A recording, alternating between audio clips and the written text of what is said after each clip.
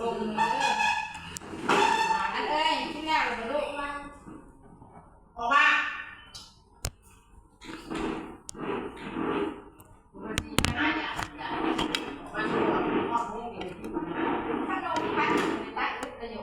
มันหาเลยพนมหันบ้านเอาหันบ้านกระไร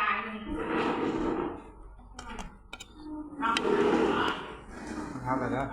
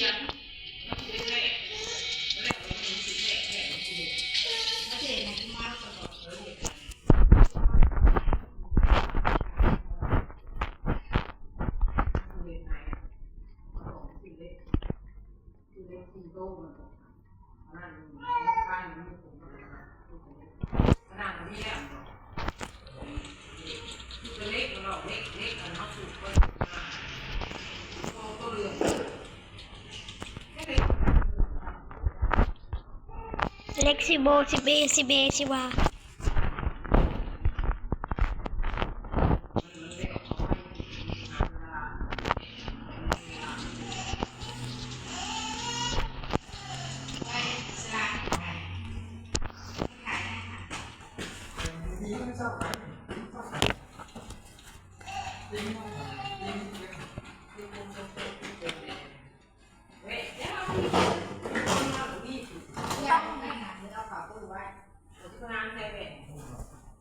ว่าขาตู้ไว้ถึงงานลูกน้ำมันไม่หวานสั่งอะไรที่เอามาปลาเมียปลาคือเห็นแล้วเนี่ยปลาหนูแกงเนี่ยลูกนะเอาลูกเนี่ยอะไรต่างอ่ะก็ของตุ้งแกงเหมือนอ่ะจ้างขาตรงแพงดีกว่าอ้าวกลัว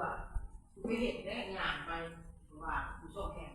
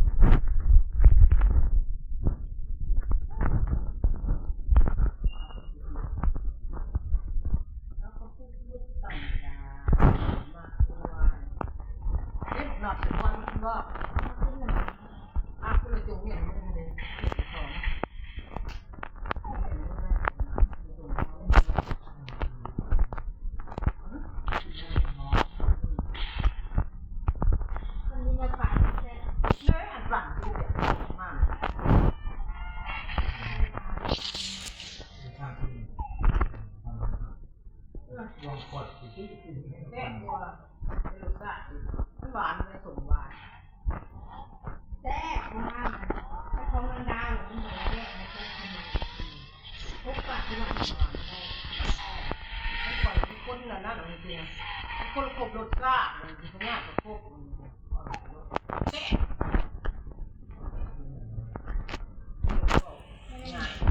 ง่ายแซ่บว่าแอกเลยไม่อยากแกะที่ซักแกะมันได้มันโดนออกเองมันเพื่อจ้ะมันกำลังเข้าอันนั้นมาดับจะได้ อันนี้มีเท่านั้นก่อนนะ ไม่หลอกไม่ทำไม่หลอกแม่นะ เอาไว้ต่างอย่างไม่หลอกไม่เลย โอ้ย มันกินมันนะ ให้มาไปหลอกเนี่ยก็ไม่ได้ ก็อันนั้นได้อันนั้นไม่ใช่ที่มันลูกมีคนเรียกว่าใส่ถุงมันไปโอ้ยอาย นั่งนอนต่อไปให้รถโอ้รถ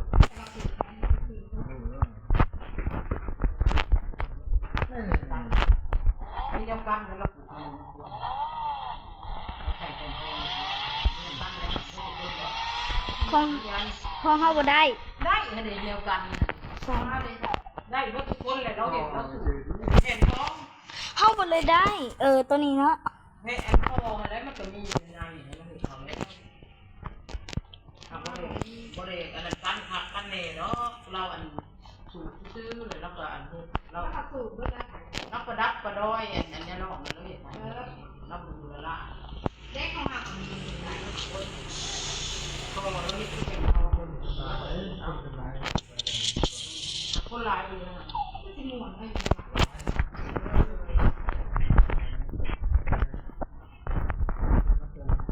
เขาเริ่มจะน้อยนี่อันมือนี่เข้าคำที่คำหนึ่งเขาเริ่มมาแล้วได้เห็ดพอเข่าได้เห็ดอันนั้นได้แบบนี้เห็ดว่าเข่าติดได้เห็ดอันนี้นะพอมาเนี่ยได้ว่างไม้มาเห็ดที่ว่าก็ชอบเป็นวันนี้ไปเสียงที่เขาเอาไปสื่อมุกกินสื่อไปสื่อพวกเขาหน่อยตอนนี้สื่อมุกกินน้ำมันที่ทำอะไรบ้านแล้วมันแหล่นี่แหละสื่อมุกกินแล้วก็สุ่มพักแล้วเราหมักสุ่มพักตีงัวนะ ทำงานเป็นยังไงล่ะ ผสมปลาตอนพูดเห็นหมดเลยเนาะ ผสมปลาตอนแล้วก็ซื้อพวกคนบักที่ลาบปลาผสมผมเนี่ยลาบปลาตองลาบปลาตองลาบปลาตองมาเนื้อโอ้มันเนื้อต้องเนื้อรวดเล็กเนื้อเป็นกระเขาหวานกับหาเนื้อที่มาเลยมาที่มาเลยมาที่สองก่อนอันที่อันสี่มาอันที่เนี่ยโอ้ตาพวกหมาใหญ่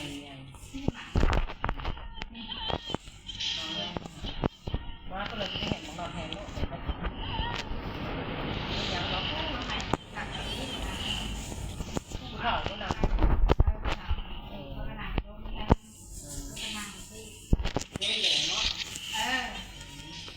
ที่มันเป็นตลาดน้อยนะเขาไปนึงก็เป็นผู้ขายอันสุกครับขายตัวขายหัวหมูอะไรเงินไปนะทางมันก็มีรถขายเขาพูดขายทอดเอ็นแล้วก็ส่งพักนู้นพักคิดยังแล้วปึ๊บมาพูดโลนึงส่งพักโลนึงเสร็จทีม้วนแซ่บเลยส่งพักเลยแล้วก็ทอดอันนะทอดเอ็นมาโห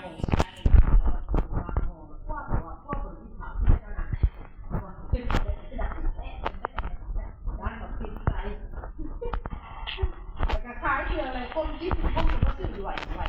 ขึ้นรถอ้วนนะคะอ้วนแล้วก็ตาแพงนั่นโต๊ะนั่นล่อง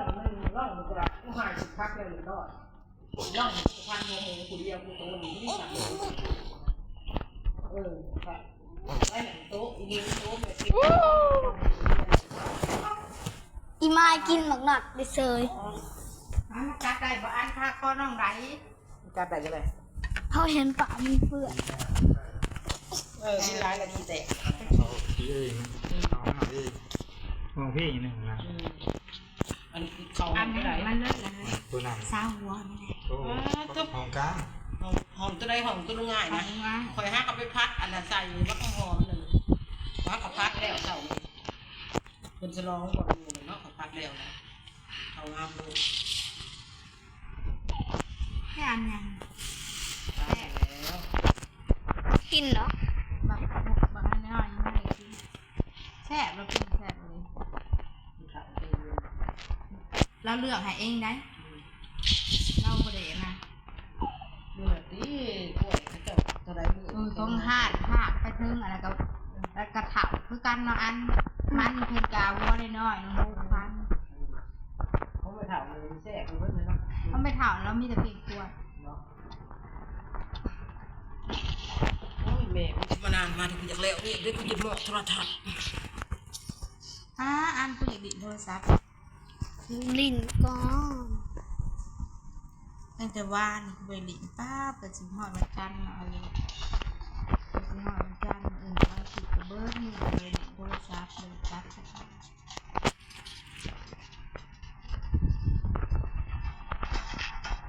แทบว่าหมดละกินได้อยู่จะมีค่า มันจบเมื่อวานแย่งมาแล้ว ได้ไรลูกคุณแบบว่าดีจะมาแตกลูก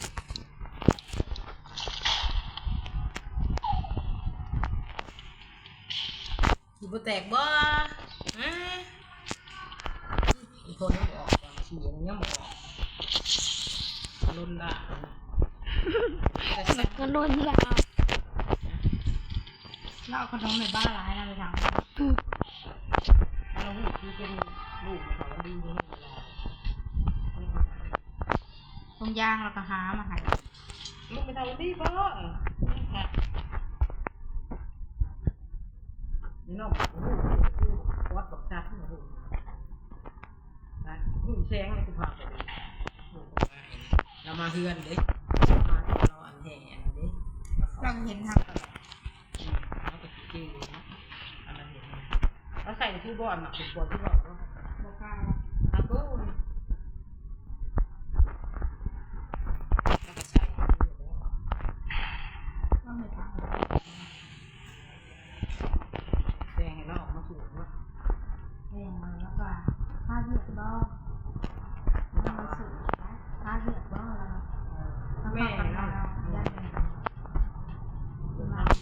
มันได้มาเรียกก่อนคนก็ให้เรียกกันนะเขาจะอยู่ได้ไหมเจ้าพากันเห็นเองเนี่ยก็เคยบอกไปเอาเข่าตู้เนี่ยไปซอยเลยไม่ได้ไม่ว่าแบบนั้นเลิกจะมือเยอะตาขึ้นเลยมันชิมนั่นดีกันยังดีได้นี่บเรืองเลยได้มาถึงวันเขาเรืองได้แม่จะมาแล้วเรียกเลยนะ ครับดอกเลยอันเลย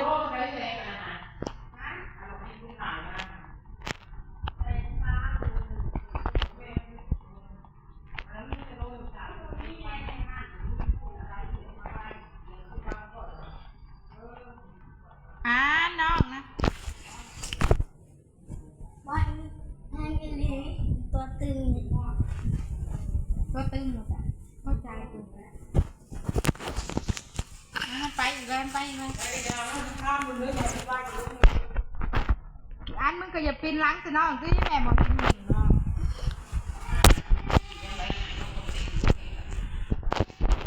พ่อมันหนาวนะ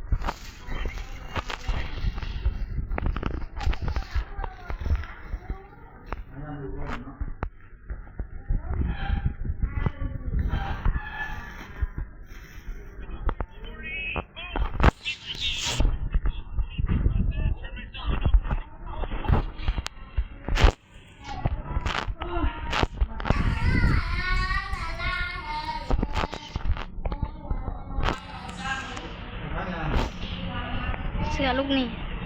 จะรู้เหรอ เออ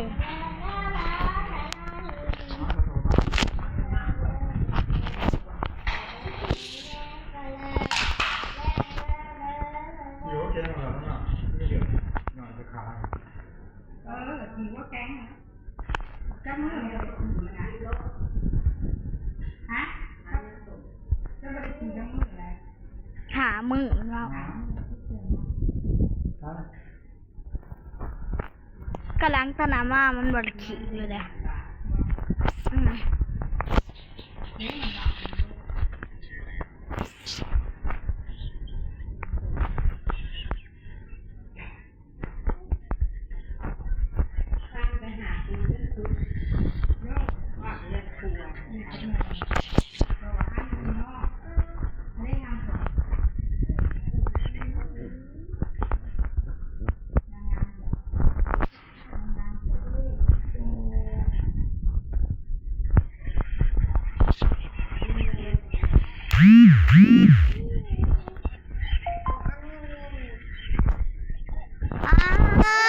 เสือลูกใส่เนาะตั้งแห่งลีน่ะ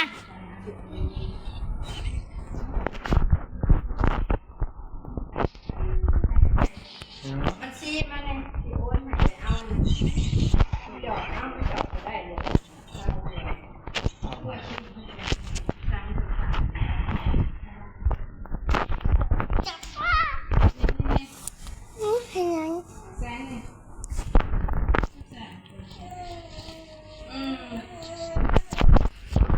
ลินน้ำแน่ค่ะเบิ่งน้ำแน่เบิ่งเอาไปต้องเดี๋ยวหนูบ่เป็นเร็วๆเขามาสิโตไม่ขึ้นมาได้แบบต้องขึ้นมากครับเบิ่งอาจจะกันรถดิตีตีดิกันรถตีเฮ้ยตีเอ๊ะ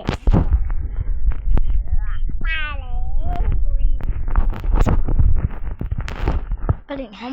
ไปทางนั้นพันมาอย่ามาเอาเสียงหูโมมากต้องแรกโอ้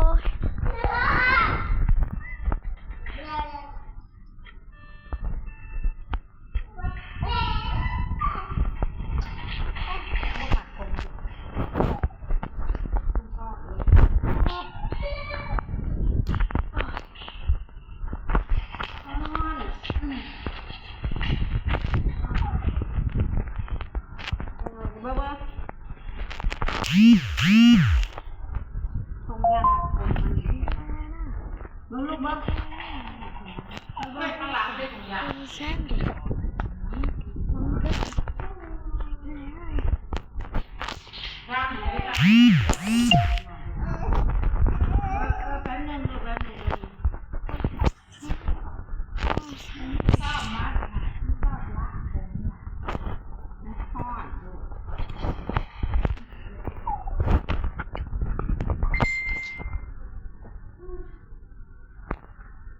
ไปเด้อวัดจิ้มเด้อ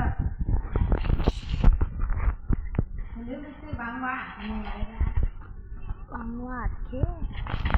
เดี๋ยวเอามาทานกับเพื่อน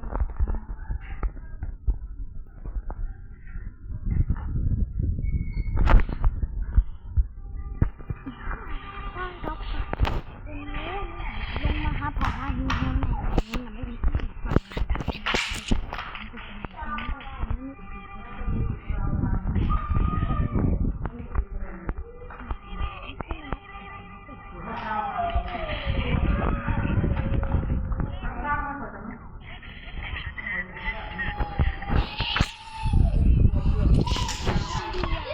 สัตว์กินละเมนูไอ้ผังค่ะ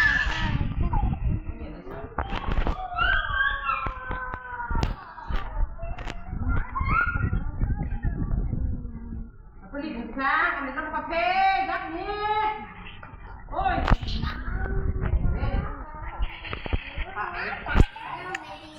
หมูมัสติไซอัน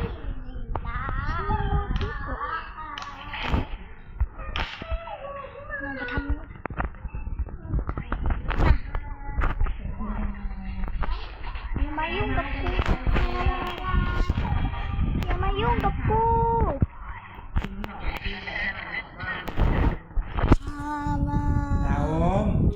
แอะแอะแอะแอะแอะไปเอาออกด้วยนะ ไปเอาออกเอง ตื่นเขาก่อนค่อย พลอยพลอยเลยพลอย ค่อย ป๊อปป๊อปป๊อปป๊อปป๊อป นั่งสิไปใช่ไหม นักแค่ไหนนักว่านะ